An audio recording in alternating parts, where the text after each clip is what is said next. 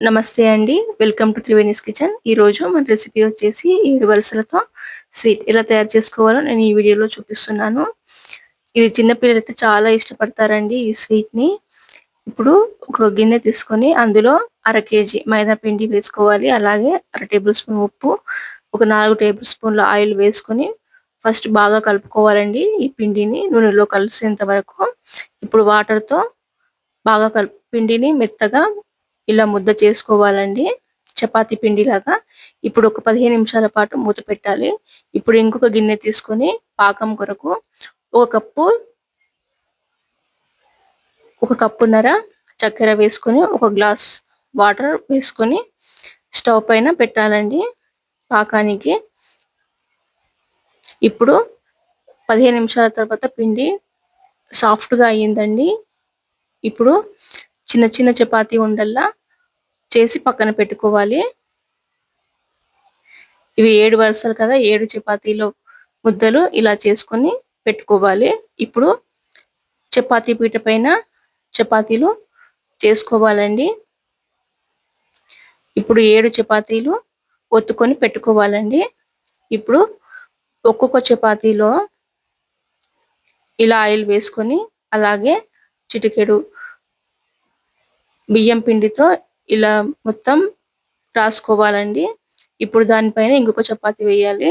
దానిపైన కూడా ఆయిల్ తర్వాత పిండిని వేసుకొని మొత్తం అడ్జస్ట్ చేసుకోవాలండి.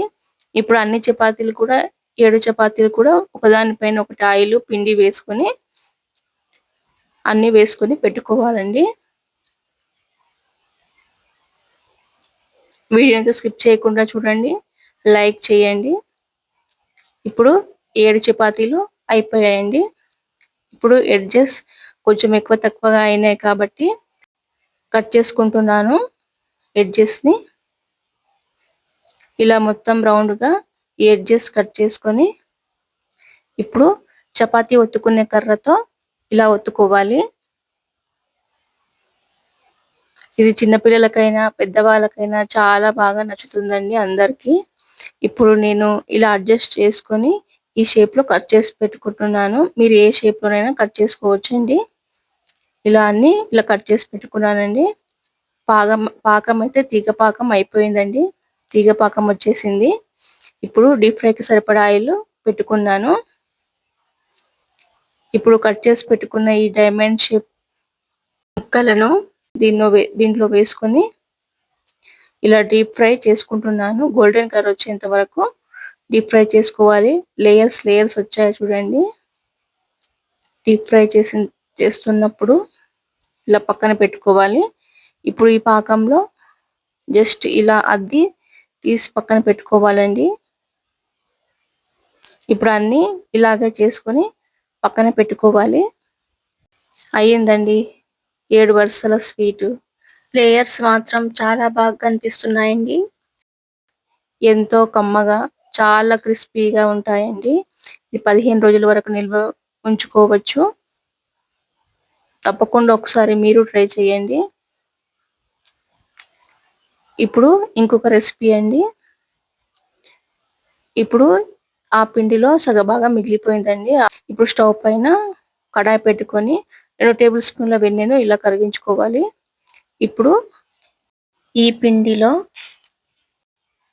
2 భాగాలు చేసుకొని ఒక భాగం పిండిని చపాతీ ఒత్తుకోవాలండి.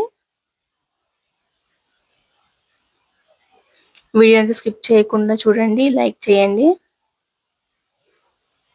ఇలా చపాతీ మొత్తం ఒత్తుకొని ఇప్పుడు కరిగించుకున్న ఈ వెన్నను 2 టేబుల్ స్పూన్లు వీటిపై వేసుకోవాలండి.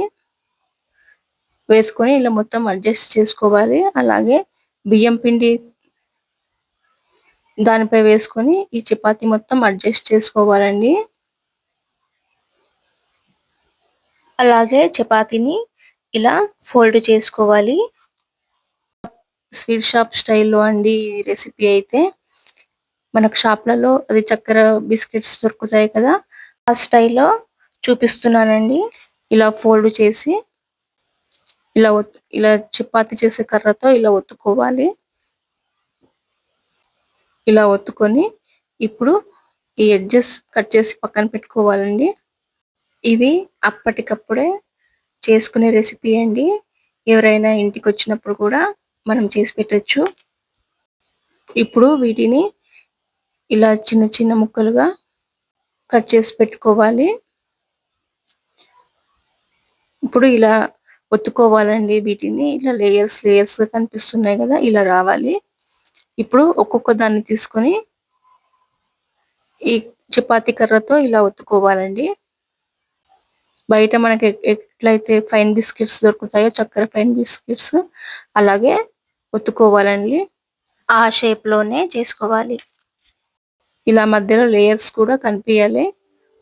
ఇప్పుడు డీప్ ఫ్రైకి సరిపడా ఆయిల్ అయితే పెట్టుకున్నాను. ఇప్పుడు అన్నీ ఒత్తుకొని ఇలా డీప్ ఫ్రై చేసుకోవాలి. గోల్డెన్ కలర్ వచ్చేంత వరకు డీప్ ఫ్రై చేసుకోవాలండి. సిమ్ లో పెట్టుకొని డీప్ ఫ్రై చేసుకోవాలి. అప్పుడే క్రిస్పీగా వస్తాయి, లేకపోతే మెత్తబడతాయండి. ఇప్పుడు ఒక్కొక్క బిస్కెట్ తీసుకొని ముందుగానే తయారు చేసి పెట్టుకున్న చక్కెర పాకం ఇలా అప్లై చేసుకోవాలండి. ఇలా ముందు భాగం అలాగే వెనుక భాగం తిప్పుకుంటూ ఇలా అప్లై చేయాలి. ఇవి 15 రోజుల వరకు నిల్వ ఉంటాయండి. అప్పటికప్పుడే చేసుకునే రెసిపీ. స్వీట్ తినాలనుకున్నప్పుడు ఇలా చేసి తినొచ్చండి. ఇలా చేసుకుంటే ఇంట్లో వాళ్ళు ఖచ్చితంగా మెచ్చుకోవాల్సిందే. ఇలా అడ్జస్ట్ చేసుకున్న తర్వాత ఇలా చక్కెరను వీటిపైన వేసుకోవాలండి.